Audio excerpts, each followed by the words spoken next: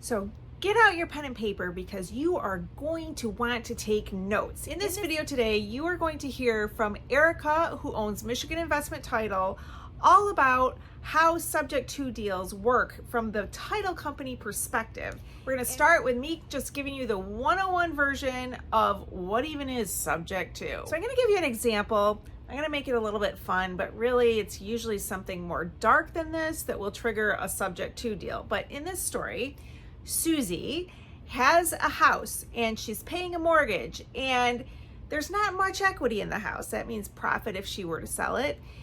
But she did get the house for a really good interest rate before the interest rates went up. And then this is where it usually goes dark, but I'm not going dark.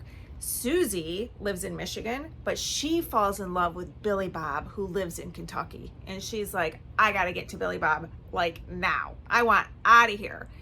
So she can't sell her house because there's no equity in it. That's going to take forever. So I come along and I say, well, Susie, I have the solution for you. We could do a subject to deal. Well, what is that? That means that I'm going to take over your mortgage payments. I'll just make all your payments. You'll be fine. You can pack up and go right now. And Susie says, but Monique, why would you take over my mortgage payments? What are you going to do with it? And I have a couple choices. I could clean it up and rent it out for more than the mortgage payment is, and I get the spread on that. If I don't rent it, I could clean it out, maybe do some upgrades that give it some equity, and I could sell it and I could get the equity. And then we're both totally out of the mortgage, so it's good for her too. It's good for me, it's good for her. And she says, let me think about that because that would really help me and I really need help. So Susie thinks about it and then she decides, I'm going to call my lawyer.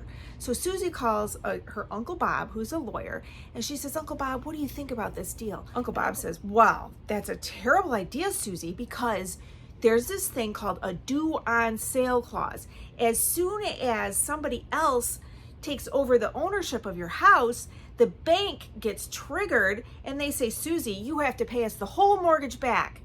And Susie says, oh no, I didn't know about that. And she said, well, Uncle Bob, will you help me?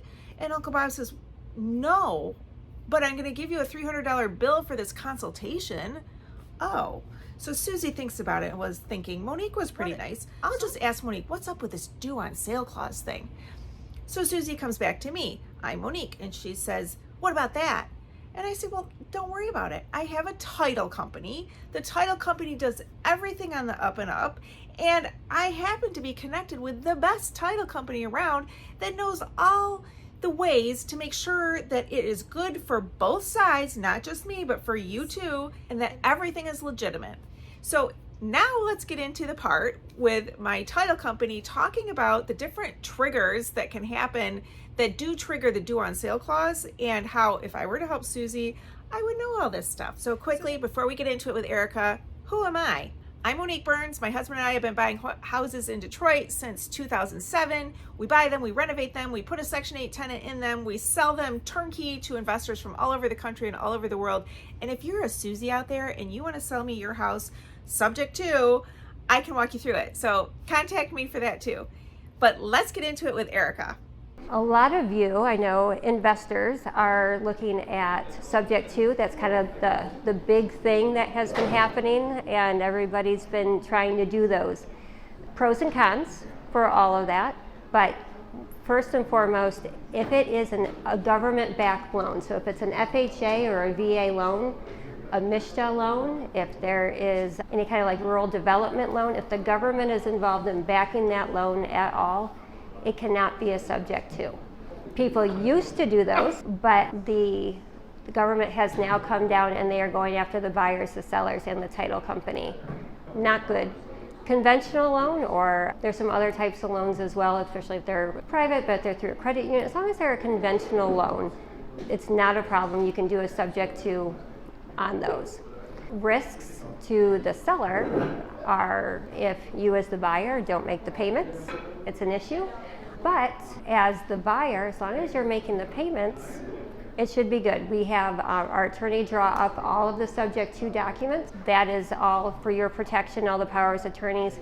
We don't report to the bank. That's up to you guys to fill out those power of attorneys and turn them into the bank. We do nothing with the bank. There are risks with that though, because the banks, when you're doing this, a lot of the mortgage companies are set up for what they call title alerts. So every time something gets recorded against the property, like the deed that you're taking, they can get an alert. One of the secrets is a lot of people will set this up instead of buying it personally and taking the deed in their personal name, they take it in an LLC or a trust or something that's very basic, like the address. 123 Main Street LLC, the address of the property. That way it doesn't look like you sold the property, maybe you just transferred it to your LLC. So that's one way. It's not a guarantee that that will work, but that's what a lot of the investors are doing. Or they set it up in a land trust. Land trusts aren't recognized in Michigan, but it does not mean that you can't use them. So that's another thing that people are doing too. If that mortgage, that conventional mortgage that you're taking subject to, if your escrows are tied up in that payment, so when you go to file your property transfer affidavit, they're going to see when they get the tax bill, because they're paying the taxes for you, that the tax bill has changed names. When you get the new homeowner's insurance in your name, they're going to see that it has changed. These are all red flags that can make the bank go, we should look into this a little bit further and call the note due. If you did a land contract instead, I have not seen, not saying that they can't, but I have not seen one come back on a land contract. I would tell you probably in the last 100 subject to deals that I've done, I've seen about 5 of them come back where they called the note due. It's just things to be aware of, to have a plan B, either to refinance or be able, if you have a good working relationship with that person, you can deed the property back to them, so then you don't have to come up with that money out of pocket and then just work out private financing between you and the seller, which is a lot of the reason why people still opt to do the land contract, because the deed is not recorded. Even though there is language in a mortgage that will say you can't convey property or sell it to somebody else, a good attorney is going to argue that title has not transferred in a land contract, where in a subject to, it has transferred. 1 second, I gotta interrupt. This is so good what Erika is sharing. Are you not thinking what I'm thinking, that you would have to pay a guru all kinds of money to get this kind of information? So if you want to say thank you, the best way you can thank me is subscribe, like, share. I really appreciate it. Thank you.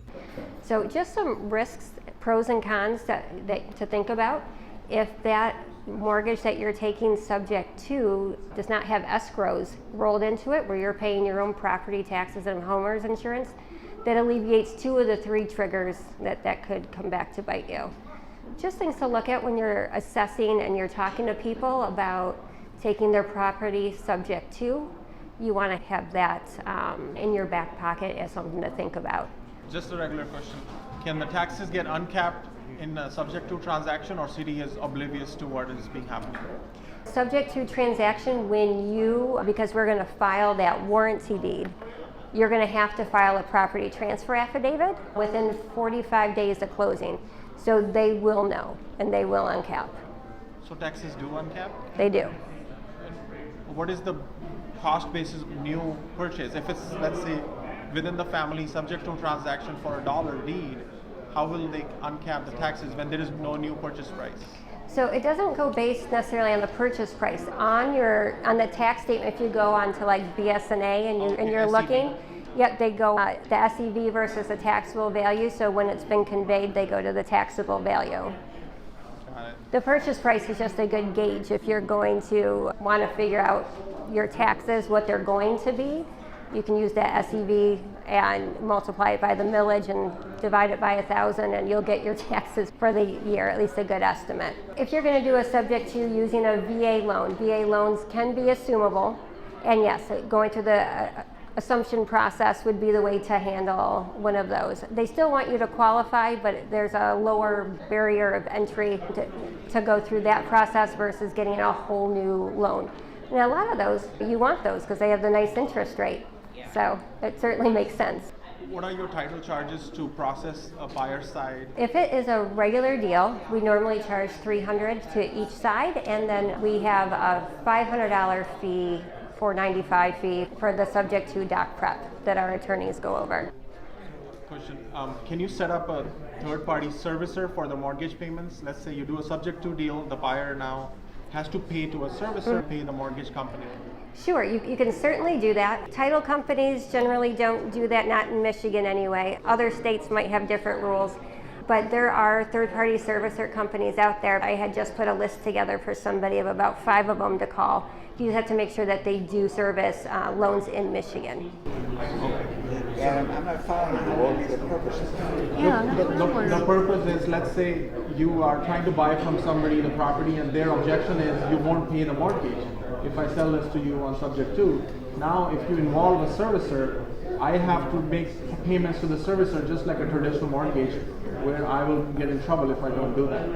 That's a defense Not only for that, the but seller. it's an advantage for the seller, because now after a year of making those payments, if they want to qualify for a new loan, the new loan officer can say, hey, the servicer's paying this.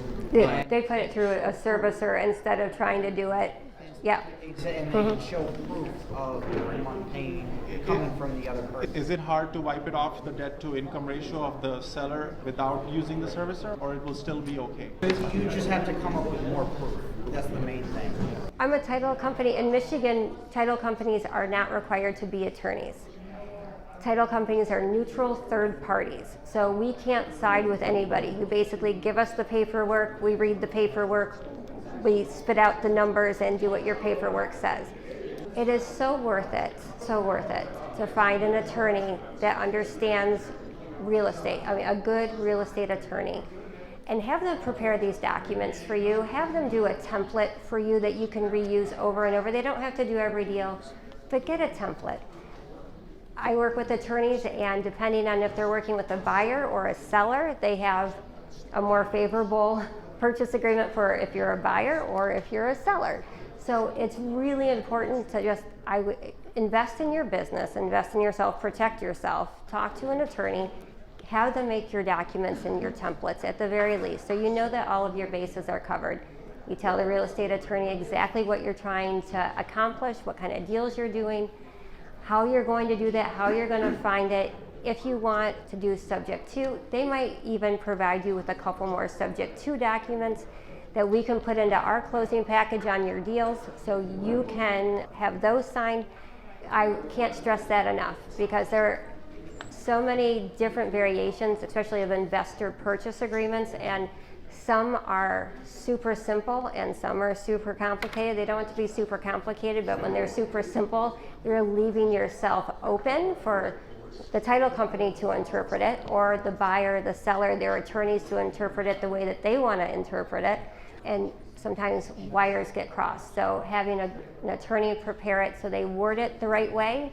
So if you have to go to court with something, it is worded the way that you need it to be worded. I can't stress that enough. Thank you. Thank you.